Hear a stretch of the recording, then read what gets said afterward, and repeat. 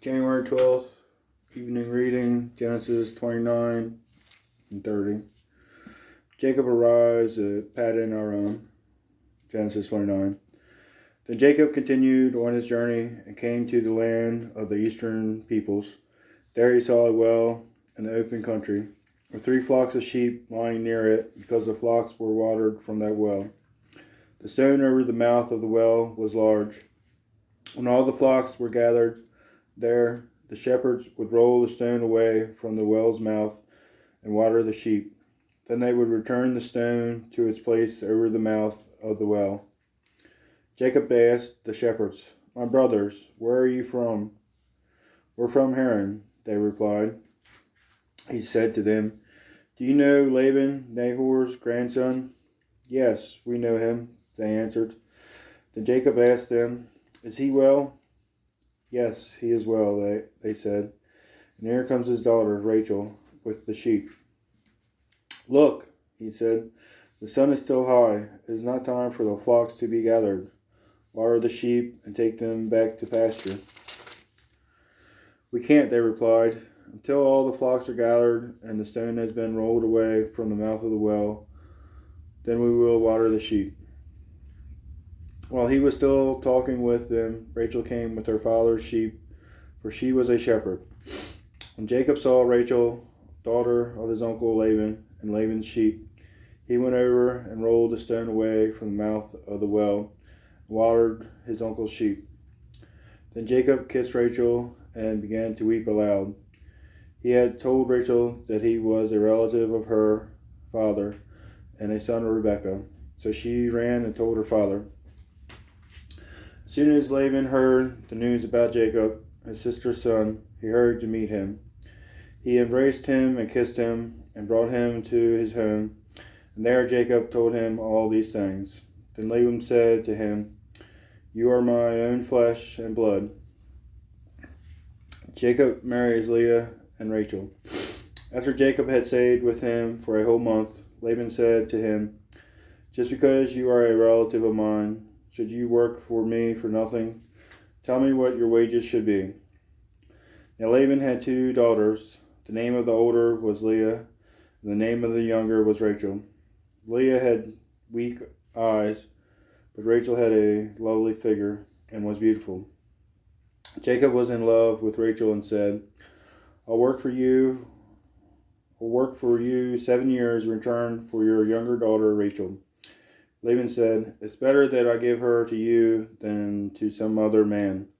Stay here with me." So Jacob served 7 years to get Rachel, but they seemed like only a few days to him because of his love for her. Then Jacob said to Laban, "Give me my wife. My time is completed, and I want to make love to her." So Laban brought together all the people of the place and gave a feast. But when evening came, he took his daughter Leah and brought her to Jacob, and Jacob made love to her. And Laban gave his servant Zilpah to his daughter as her attendant. When morning came, there was Leah. So Jacob said to Laban, "What is this you have done to me? I served you for Rachel, didn't I? Why have you deceived me?" Laban replied, "It is not our custom here to give the younger daughter in marriage before the older one. Finish this daughter's bridal week, then we will give you the younger one also, in return for another 7 years of work." And Jacob did so. He finished the week with Leah, and then Laban gave him his daughter Rachel to be his wife. Laban gave his servant Bilhah to his daughter Rachel as her attendant. Jacob made love to Rachel also, and his love for Rachel was greater than his love for Leah. And he worked for Laban another 7 years. Jacob's children. When the Lord saw that Leah was not loved, he enabled her to conceive, but Rachel remained childless. Leah became pregnant and gave birth to a son. She named him Reuben, for she said, "It is because the Lord has seen my misery. Surely my husband will love me now." She conceived again. When she gave birth to a son, she said, "Because the Lord heard that I am not loved, he gave me this one too." So she named him Simeon. Again she conceived, and when she gave birth to a son, she said, "Now at last my husband will become attached to me, because I have borne him 3 sons." So he was named Levi. She conceived again, and when she gave birth to a son, she said, "This time I will praise the Lord." So she named him Judah. Then she stopped having children. Genesis 30.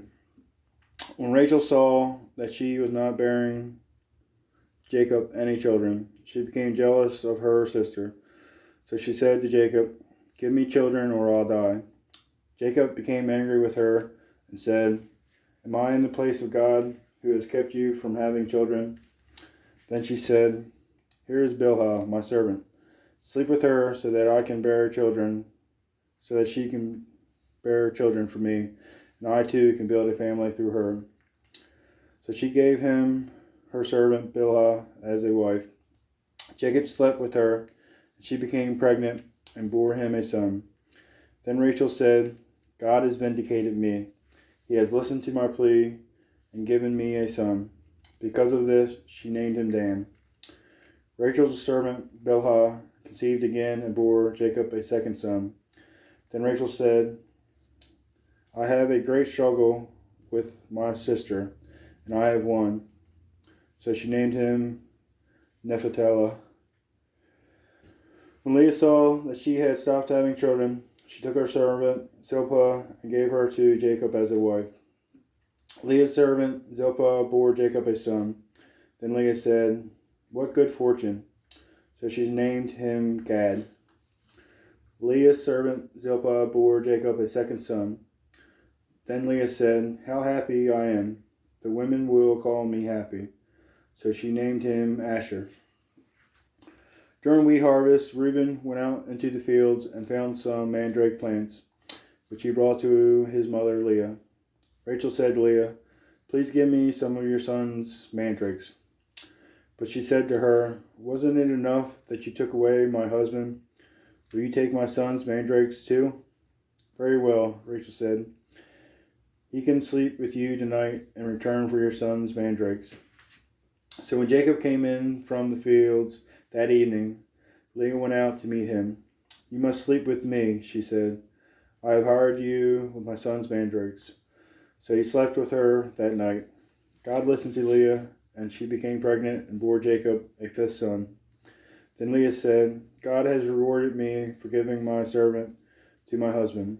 So she named him Issachar. Leah conceived again and bore Jacob a 6th son. Then Leah said, "God has presented me with a precious gift. This time my husband will treat me with honor, because I have borne him 6 sons." So she named him Zebulun. Sometime later, she gave birth to a daughter and named her Dinah. Then God remembered Rachel. He listened to her and enabled her to conceive. She became pregnant and gave birth to a son and said, "God has taken away my disgrace." She named him Joseph and said, "May the Lord add to me another son." Jacob's flocks increase.